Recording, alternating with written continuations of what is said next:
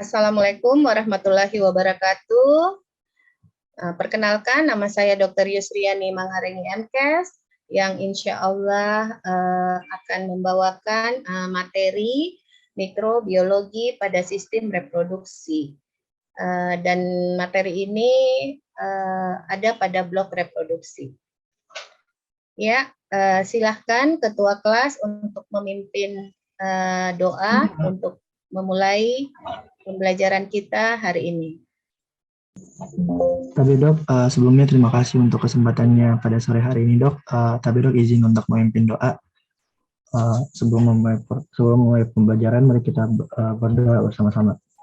Subhanallah walhamdulillahi wa la ilaha illallah wallahu akbar. A'udzu billahi minasyaitonir rajim. Bismillahirrahmanirrahim. Alhamdulillahi rabbil alamin. Allahumma shalli ala sayyidina Muhammad wa ala ali sayyidina Muhammad. Rabbi shrah lana sadrana wa yassir lana amrana wahlul 'uqdatam min lisanina yafqahu qawlana. Subhana rabbika rabbil izzati amma yasifun wa salamun 'alal mursalin walhamdulillahi rabbil alamin. Ya, terima kasih. Oke, jadi mata kuliah ini berbobot 7 SKS yang merupakan bagian dari blok reproduksi. Ya, dengan tatap muka 1 kali dalam waktu 50 menit. Mata kuliah ini terdiri dari metode diskusi tutorial, ya, yang menggunakan 7 jam, kemudian kuliah, praktikum yang diadakan di laboratorium, kemudian CSL ya yang merupakan belajar keterampilan klinik di laboratorium, dan keterampilan medis. Kemudian tujuan mata kuliah ini ada 2 ya, secara umum mahasiswa mampu menjelaskan mikroorganisme normal vagina, kemudian mikroorganisme yang menyebabkan penyakit infeksi ya seperti kandidiasis, trihomoniasis, toksoplasmosis ya dan bakterial vagina yang bisa menyebabkan infeksi pada sistem reproduksi. Kemudian tujuan khususnya mahasiswa yang pertama, mahasiswa mampu menjelaskan morfologi flora normal atau dengan gambaran flusel. Kemudian yang kedua, mahasiswa mampu menjelaskan morfologi dari Candida albicans. Kemudian yang ketiga, mahasiswa mampu menjelaskan morfologi dari Trichomonas vaginalis. Kemudian yang kelima, mahasiswa mampu menjelaskan morfologi dari Toxoplasma gondii. Kemudian mahasiswa mampu menjelaskan morfologi Gardnerella vaginalis. Kemudian mahasiswa mampu menjelaskan morfologi Clostridium perfringens dan yang terakhir mahasiswa mampu menjelaskan morfologi dari Bacteroides fragilis. Oke. Selebihnya kita akan masuk ke materi kuliah.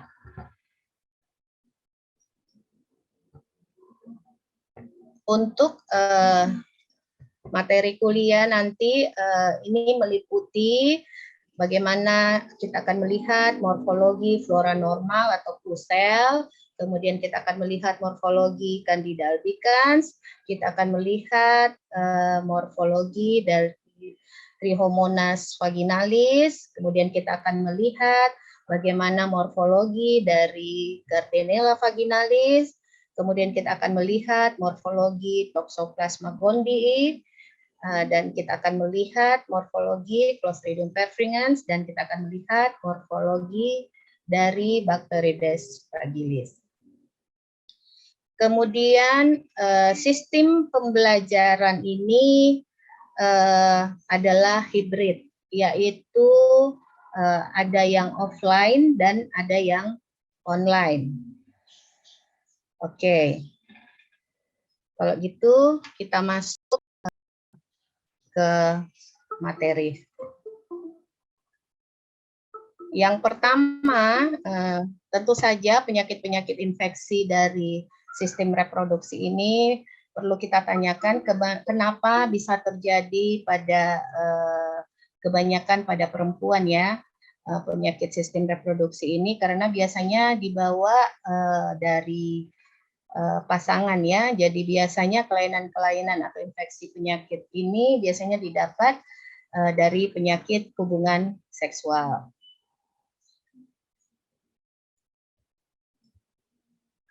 Kemudian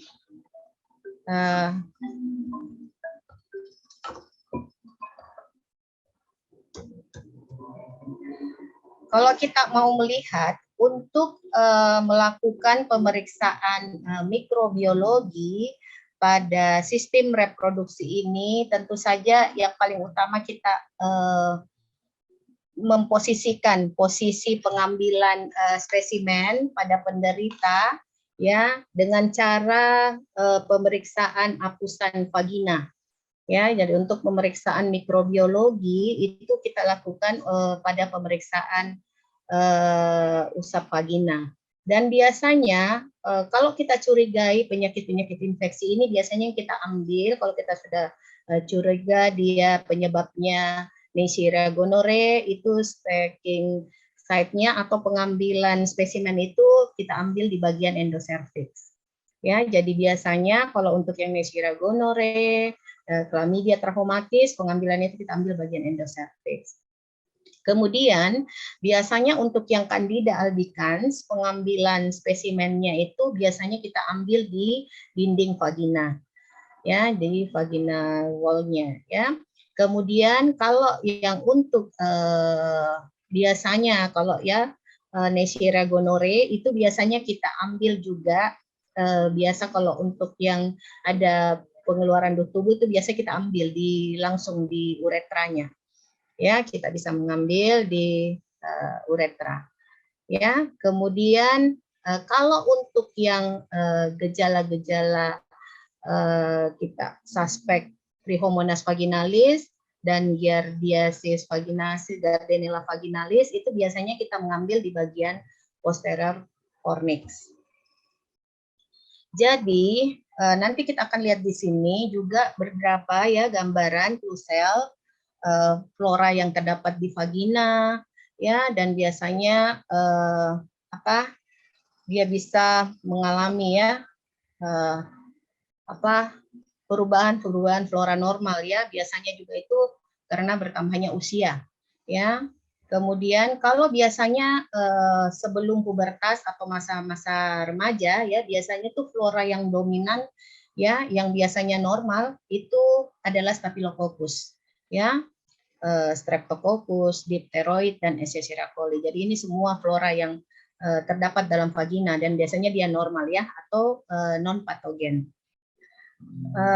Biasanya kalau kelainan-kelainan juga terjadi biasanya ya kalau setelah pubertas itu biasanya terjadi orophilus yang mendominasi ya, dan biasanya ini terjadi fermentasi glikogen oleh bakteri ya, dan bakteri flora normal ini sebenarnya dia bisa hidup ya, dan perannya itu bisa menjaga pH asam ya, pH keasaman yang bisa mencegah pertumbuhan lebih dari organisme vagina yang lainnya. Nah, kita lihat di sini gambaran vaginal sel yang normal itu dia jernih. Ya, bentuknya seperti ini. Jadi ada kelihatan inti sel dan jernih. Kemudian kalau kita masuk ya ke mulai dari bakterial vaginosis ya. Yang pertama itu biasanya kita lihat kluselnya di sini. Kluselnya ini biasanya disertai ya dengan bakteri. Jadi kita lihat gambaran bakteri itu yang berbentuk basil. Ya, jadi kalau ada klusel di situ, klusel itu yang masih normal, tapi biasanya Gardnerella vaginalis ini merupakan bakterial vaginosis. Ini yang terbanyak, ya biasanya ada pada vagina. Ya, jadi kalau kita lihat gambarannya, ini dia sudah dipenuhi dengan bakteri berbentuk basil. Kemudian bakterinya ini dari pemeriksaan gram ya itu didapatkan ada gram positif dan gram negatif. Kalau untuk membedakan itu biasanya yang gram negatif dia berwarna merah. Ya, kalau untuk gram positif dia berwarna keunguan. Ya, seperti ini. Kemudian kalau berbentuk basil itu dia berbentuk batang. Motilitas tidak bergerak, ya. Kemudian dia bersifat fakultatif anaerob. Masuk dari fakultatif anaerob ini dia bisa hidup dalam lingkungan yang butuh O2 dan bisa hidup pada lingkungan yang tidak butuh O2 tapi lebih banyak di daerah yang tidak ada O2-nya. Kemudian Gardnerella vaginalis ini biasanya untuk mendiagnosis pemeriksaannya itu biasanya dilakukan dengan genital culture. Ya, kita ambil usapan, bisa dari darah dan bisa dari urin. Kemudian biasanya gejala klinisnya itu viscid odor vagina, biasanya baunya amis, ya. Kemudian discharge, ya. Kemudian pH-nya bukan meningkat. Ya, pada pewarnaan gram tampak klusel seperti tadi kita lihat, ada kluselnya, ya, tapi dipenuhi dengan bakterial yang patogen atau Gardnerella vaginalis. Nah, ini klusel, ya, klusel ini yang ditampak di tengah ini masih ada ditemukan bakteri-bakteri yang lain, beda dengan tadi yang normal, ya, yang jernih, tanpa dipenuhi dengan bakteri-bakteri, ya. Oke. Kemudian yang kedua itu adalah candidiasis. Nah, ini adalah merupakan jamur, ya. Candidiasis ini disebabkan oleh Candida albicans, ya, biasa 85%. Ya, bisa juga disebabkan oleh Candida stellatoidea, Candida tropicalis, tapi kebanyakannya yang paling banyak ini adalah Candida albicans. Ya, dan biasanya ini penularan itu selalu lewat PMS, menular seksual. Ya, biasanya ditandai dengan itch, ya, biasanya vulvar burning, ya, rasa terbakar, ya, dyspareunia, ya, dan dysuria, nyeri kalau dia berkemih, ya, rasa panas. Ya, kemudian untuk gambaran biasanya kalau pemeriksaan, ya, biasanya kita lihat pada dinding mulai dari dinding rahim, ya, dia ada bercak putih. Kemudian kalau kita buka lagi menggunakan spekulum biasanya kita lihat di dalam serviksnya seperti ini, ya, warna putih. Oke. Kemudian yang ketiga untuk bukan yang ketiga, ya, untuk Candida albicans. Gambaran mikroskopisnya itu biasanya kita temukan gambaran seperti ini, ragi. Ya, gambaran seperti ragi bentuk lonjong, ya, bulat tapi lonjong, ya. Kemudian biasanya dia ini banyak bergerombol, ya, seperti ini khasnya. Jadi biasanya disebut sebagai yes, ya.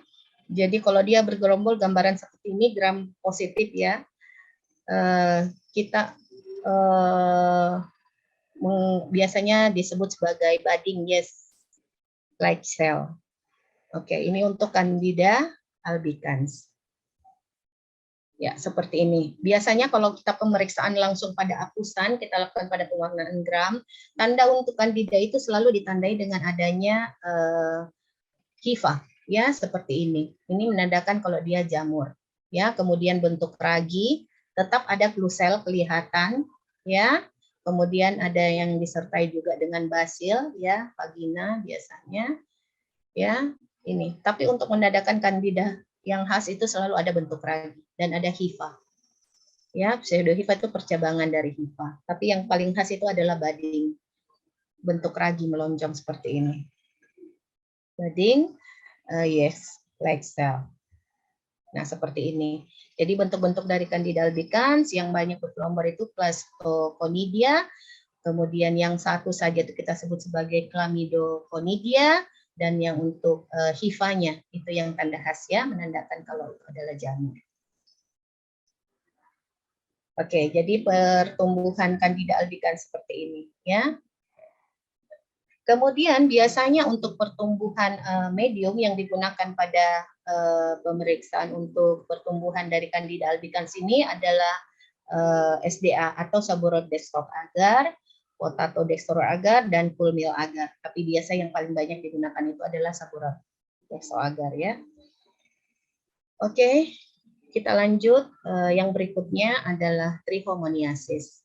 Ya, trihomoniasis ini merupakan jenis protozoa, ya, yaitu Trichomonas vaginalis.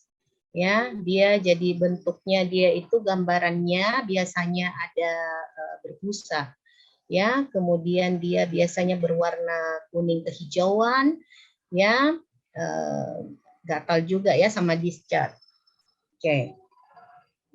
Kemudian biasanya dia vulvar ya, kemerahan, ya. Biasanya gejala simptom yang dimunculkan ini kurang ya. Nanti kalau diperiksa baru kelihatan. Dan biasanya yang tanda khas itu biasanya cairannya bau.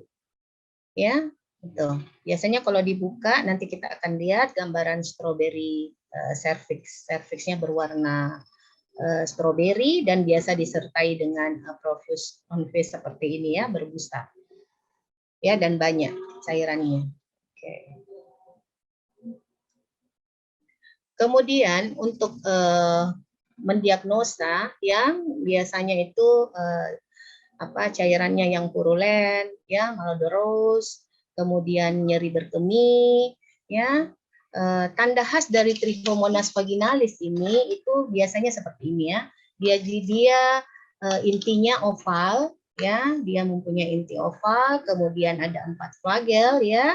Kemudian ada juga flagelnya ini berundulasi, ya. Jadi biasa ada satu flagel yang seperti undulasi begitu ya. Jadi seperti ini, ya. Dia bergelombang, ya. Kemudian dia mempunyai juga absoktil, ya. Jadi seperti ekor begini ya. Satu. Kemudian ada membran undulasi ini tadi ya, yang membran undulasi. Kemudian sitoplasmanya biasanya berbutir halus, ya, ada sitoplasma juga, dan ini seperti ini. Dia seperti butiran halus. Ya, seperti ini gambarannya. Ya.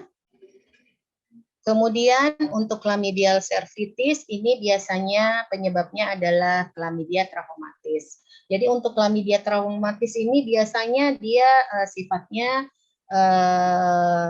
sebenarnya bukan bakteri, bukan jamur ya.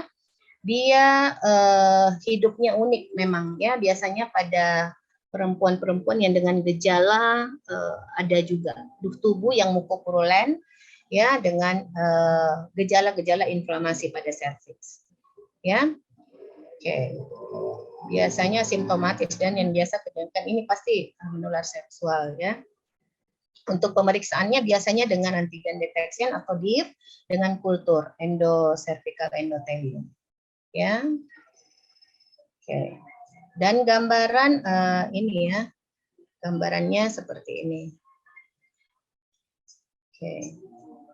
Kemudian manifestasi klinis biasanya pada penderita trachoma, LGV, ya, ureteritis non gonore, dan biasanya cervitis mucopurulenta. Seperti tadi, jadi gambarannya itu biasanya pada serviksnya terdapat cairan yang mucopurulen, ya. Kemudian toxoplasma gondii. Ini merupakan mikroorganisme yang protozoa, ya. Dia penyebabnya itu adalah toxoplasma gondii, ya. Penyebab infeksi toxoplasmosis. Biasanya definisi softnya itu pada kucing, ya. Biasanya dia reproduksi protozoa ini mamalia ya, secara mamalia juga. Kemudian biasanya dia gejalanya itu bisa menyebabkan untuk infeksi toxoplasma gondii ini bisa menyebabkan gangguan pada orang hamil ya. Dan biasanya masuk sampai ke plasenta, bisa menyebabkan bayi hidrosefalus, mikrosefali, ya, bisa kelainan intrakranial kalsifikasi ya pada bayi-bayi. Oke, jadi biasanya gambaran toxoplasma gondii ini biasanya seperti ini. Jadi dia bentuk bulan sabit, ya, yang khas itu dia berbentuk seperti bulan sabit. Ya, ada intinya satu, ya, biasanya besar. Ya, ini satu. Kemudian salah satu ujungnya dia bisa lancip, bisa agak bulat, ya, jadi lonjong. Cuman satu saja yang lancip. Ya, biasanya agak bulat. Jadi tidak dua-dua lancip, ya. Kemudian Oke. Ya. Mungkin sudah cukup.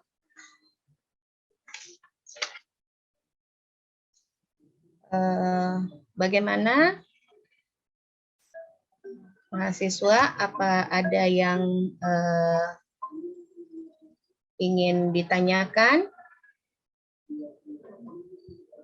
Tapi dok, izin bertanya dok. Ya, silahkan. Tapi dok, jadi izin bertanya dok mengenai morfologi dari bakteri penyebab trichomoniasis tadi dok. Oh, jadi tadi ya kita sudah lihat ya gambarannya. Yang paling khas untuk morfologi Trichomonas vaginalis itu tadi ya, kalau perlu dicatat ya. Jadi dia punya inti oval ya. Kemudian ada disertai flagel ya, dia mempunyai flagel biasanya 4. Ada juga 1 flagelnya dan biasa itu dia berbentuk undulasi ya. Jadi dia bergelombang ya di salah satu ujungnya. Kemudian dia bentuknya seperti buah pir. Ya, dia juga mempunyai aksoptil ya. Aksoptil itu dia ada seperti ekor ya, seperti garis di bawah dari ujungnya tadi itu juga salah satu ujungnya ya seperti ekor, itu disebut sebagai aksoptil. Kemudian sitoplasmanya ya dia berbutir halus. Itu yang harus kalian betul-betul catat ya untuk Trichomonas vaginalis. Oke, masih ada yang lain? Izin bertanya, Dok. Iya, silahkan. Perkenalkan, nama saya Netra Matias, Tambok 180 Angkatan 2018. Izin bertanya, Dok. Bisa disebutkan, Dok, mengenai morfologi dari Toxoplasma gondii. Mohon penjelasannya, Dok. Terima kasih banyak. Oke. Toxoplasma gondii. Jadi itu, kalau itu morfologi memang itu kita harus melihat bentuk ya, dan apa dari yang kita lihat tadi. Kalau untuk Toxoplasma gondii itu yang penyebabnya biasanya dari host kucing ya. Oke, biasanya dia menyerang pada kelainan pada ibu-ibu hamil ya. Makanya itu biasa orang hamil dilarang pelihara kucing ya, karena mungkin salah satu ini penyebab dari Toxoplasma. Kalau untuk gambaran ya morfologinya itu dia bentuknya tadi khasnya itu seperti bulan sabit. Jadi ya dia persis seperti bulan sabit. Kemudian ada 2 ujung ya. Kalau ujung yang satunya itu biasanya lancip ya, ada yang lancip. Kalau ujung yang satunya itu dia agak bulat ya. Kemudian dia ada inti ya, dia berinti 1 dan agak besar ya. Kemudian ya itu mungkin ya, jadi itu yang tanda khas yang paling khas dari Toxoplasma gondii. Dan biasanya juga kalian harus tahu ya akibat-akibat yang ditimbulkan dari Toxoplasma gondii ini ya, biasanya kelainan-kelainan biasanya yang menyebabkan abortus ya. Kalaupun dia jadi biasanya kelainannya pada bayinya ya. Itu biasanya hidrosefalus ya. Oke. Itu yang disebabkan oleh Toxoplasma gondii. Tapi yang paling penting itu kalian tahu ya, yang morfologinya. Oke. Bagaimana?